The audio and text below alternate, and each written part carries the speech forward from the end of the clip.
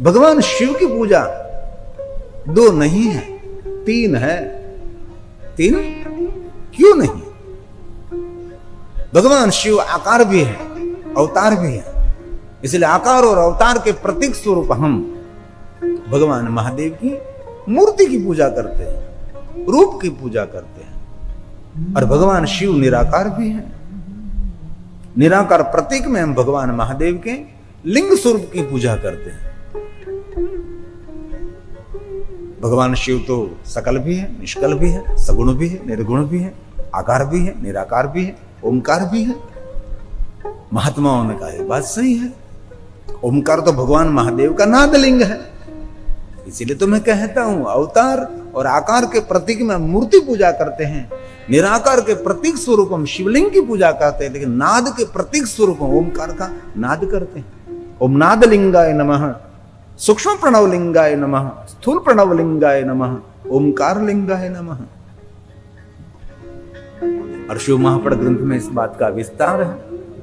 कभी आपके पास कोई पाषाण की मूर्ति न शिव की मिले, कोई धातु की मूर्ति आपके पास न हो, और कहीं भी आपके पास कहीं शिवलिंग भी नहीं है, तो ओमकार का नाद क्या है? वही शिव की पूजा है। शिव महापड़ ग्रंथ में उसका रहस्य दिखाया है।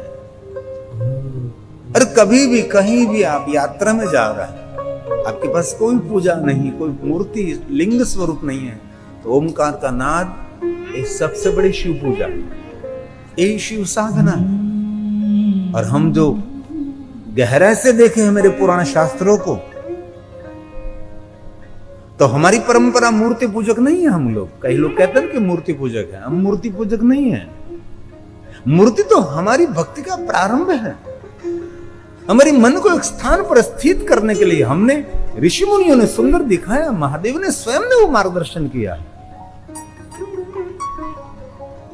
हम निराकार के उपासक हैं, हम ओमकार के उपासक हैं।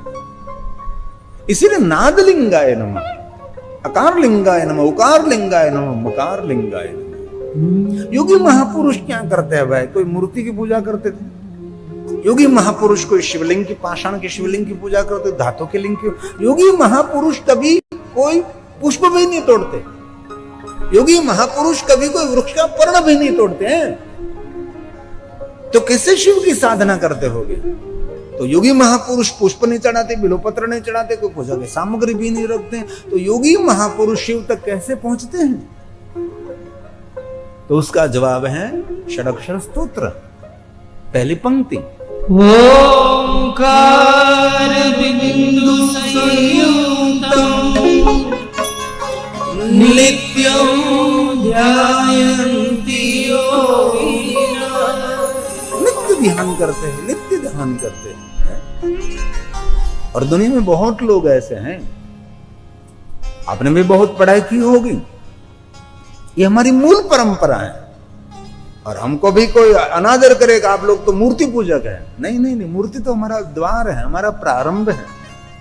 और ये बात श्री हरि विष्णु जी ने सभी देवताओं को समझाई थी कि देवताओं, आपका मन स्थिर करने के लिए मैं आपकी योग्यता के अनुसार शिवलिंग सबको देता हूं। और हम गौरव से कहते हैं सभी देवताओं के पास जो शिवलिंग है, ये सभी शिवलिंग विष्णु जी ने अपने करकमलों के द्वारा दिया। और हम दूसरा गौरव करते कि सभी शिवलिंगों का निर्माण भगवान विश्वकर्मा जी ने किया है। जैसे जैसे भगवान विष्णु विश्वकर्मा जी को मार्गदर्शन देते गए, वैसे वैसे विश्वकर्मा जी ने शिवलिंग निर्माण किया, विष्णु भगवान को दिया। विष्णु भगवान ने स्वयं ने सभी देवताओं की योग्यता के अनुसार दिया। कुबेर की योग्यता था तो उसको सुवर्ण का दिया। लेकिन भगवान विष्णु ने संपूर्ण शिव पूजा बताते बताते अंत में क्या कहा? विष्णु भगवान ने कह दिया कि देवताओं, ये प्रारंभ है, धीरे धीरे सब कुछ आपको छोड़ना है।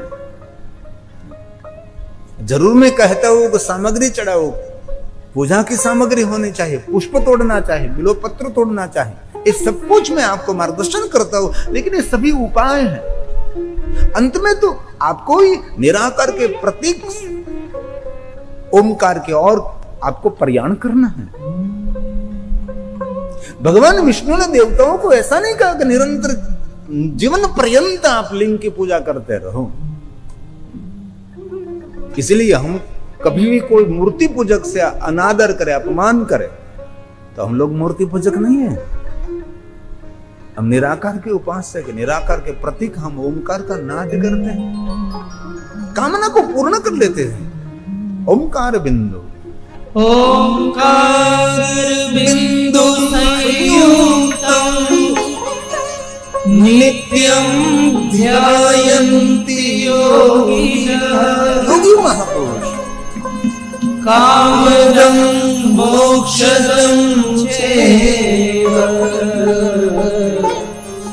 ओंकाराय नमो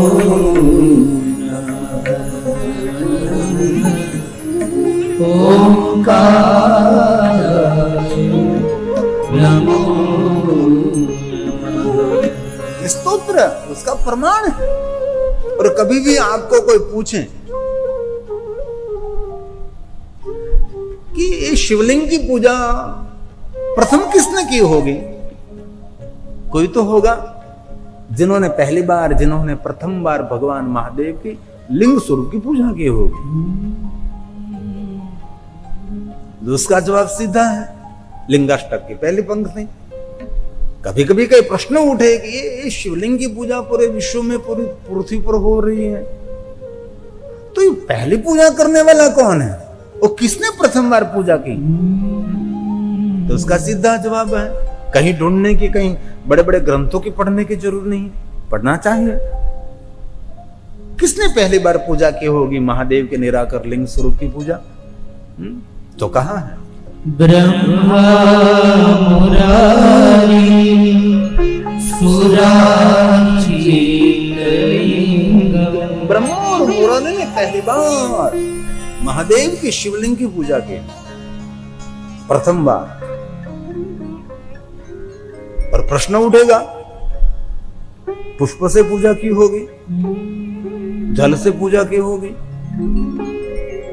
गंगा जल से, बहुत सारे पुष्प और पूजा की सामग्री से पूजा की होगी? नहीं। तो कैसे पूजा की होगी? तो लिंगाष्टक उसका प्रमाण है। निर्मल भाषी शोभित लिंगम। निर्मल भाव से, ये सबसे बड़ी शिव की पूजा है। निर्मल भाव, मन में एक भी मल नहीं रहा, सभी मलिनता को दूर करके भगवान महादेव का आराधन किया। हमने तो बहुत बार कथा में कहा है, सबसे बड़ी शिव पूजा क्या है? जरूर बिल्वपत्र चढ़ाना चाहिए, पुष्प चढ़ाना चाहिए, मेरा कोई खंडन विरोध नहीं है, लेकिन शिव महापुराण ग्रंथ में गहराई से देखे, आचार्यों से जो सीखे, तो कहते हैं सबसे बड़ी शिव पूजा उसको कही जाती है। जरूर गंगा जल, पंचामृत, दूध चढ़ाओ, बिल्वपत्र चढ़ाओ, पुष्प चढ़ाओ, भांति भांति के श्रृंगार करो, राजोपचार करो, षोडोपचार करो, पंचोपचार करो, एकोपचार करो, वैराग्य उपचार करो, बहुत सारी भगवान महादेव की पूजा करो। लेकिन सबसे बड़ी शिव पूजा उसको कही गई है जिसके हृदय में विश्व कल्याण का भाव प्रकट हो जाए, वो सबसे बड़ी शिव पूजा।